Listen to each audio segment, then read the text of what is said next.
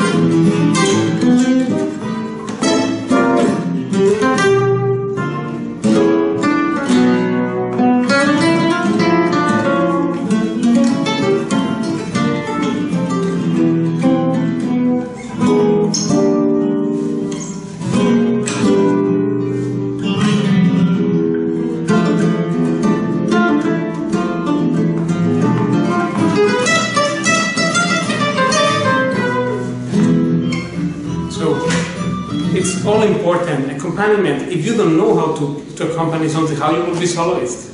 So this is just a nonsense, because the so-called shortcut will be very disappointing.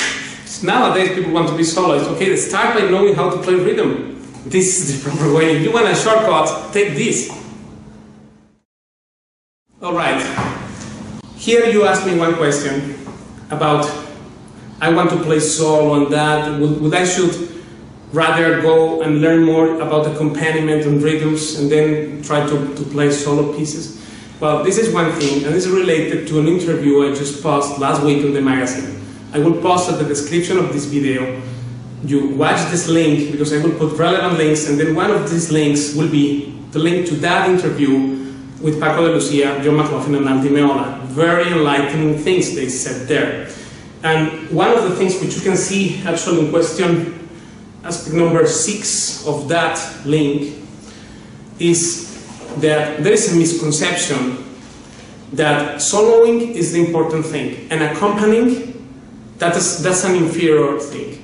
No, actually that's not how it is. For example, in the strumming,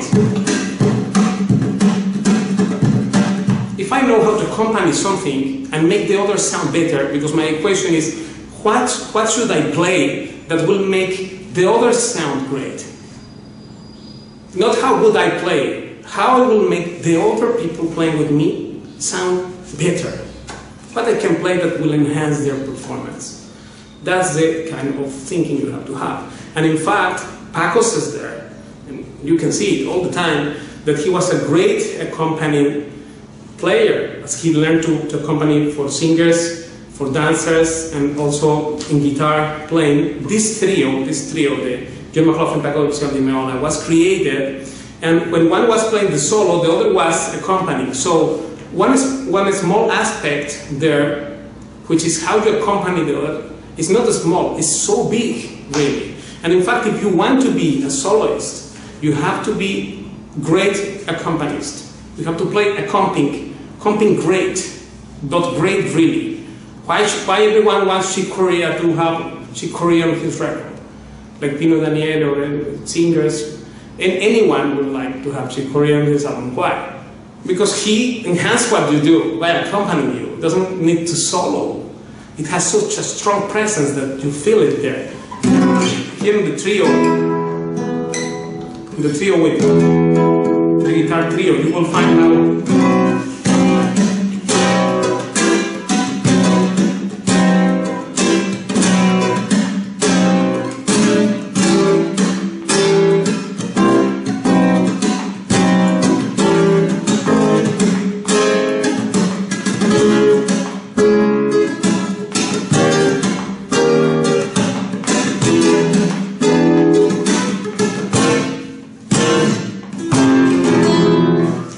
important. This was the accompaniment Paco put there in the recording.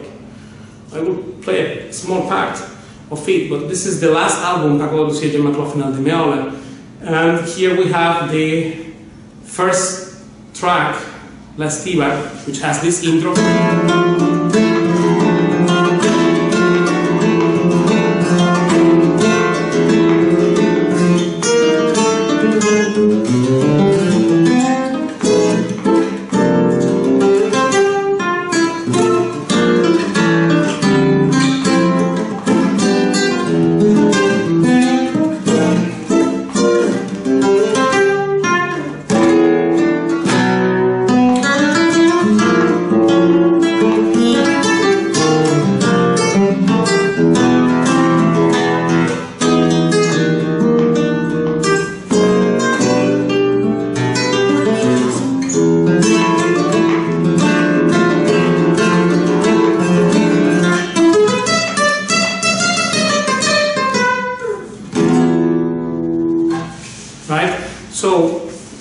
The solo part of the melody is very important, but it also existed at accompaniment in flamenco, very rudimentary form before Paco. And we think that he expanded it to a lot of possibilities with the strummings.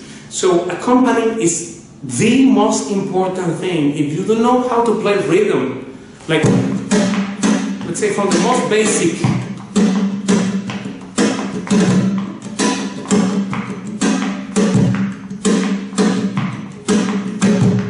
not do that, how will it make sense to play any melody? And there, it just doesn't make sense, right? And that's not certainly our way to do, which is Paco de Lucia's style. Therefore, accompanying, most important thing, and not only, unless you know the structure, how you accompany falsetto, let's say, like nowadays everybody wants to play solo things and solo guitar, which is linked to classical guitar mentality thing. And watch this Japanese katana sword versus French fencing video. I will post the description of this video because there is a big misconception about trying to approach flamenco guitar from the classic perspective. And watch also the one about the difference between Paco de Lucia's contributions or his output and the traditional flamenco guitar, which means everybody else. So Paco and everybody else. Watch that. I will post the description of the video because that's another problem. This is not flamenco guitar, this is Paco de Lucia's style. This is another thing, apart from it. Because why? These strummings and this accompaniment, this question you're asking is related to the Paco style. Because before it wasn't there.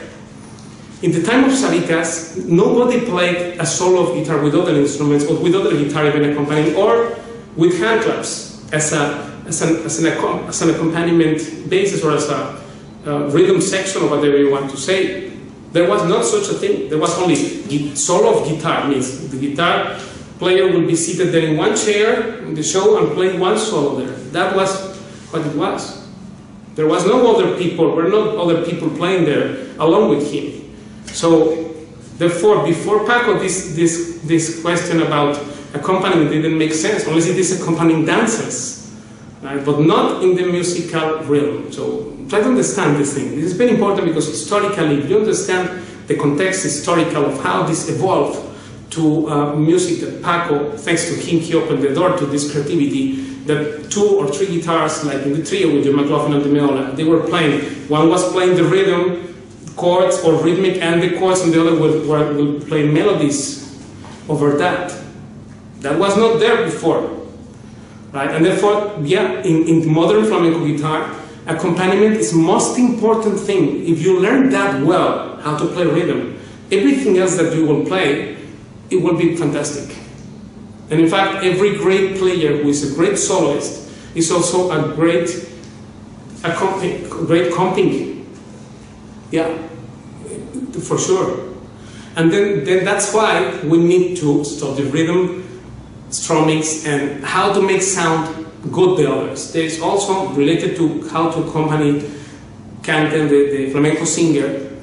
We have stuff there with the discography of Paco and Camarón, and also things related to that.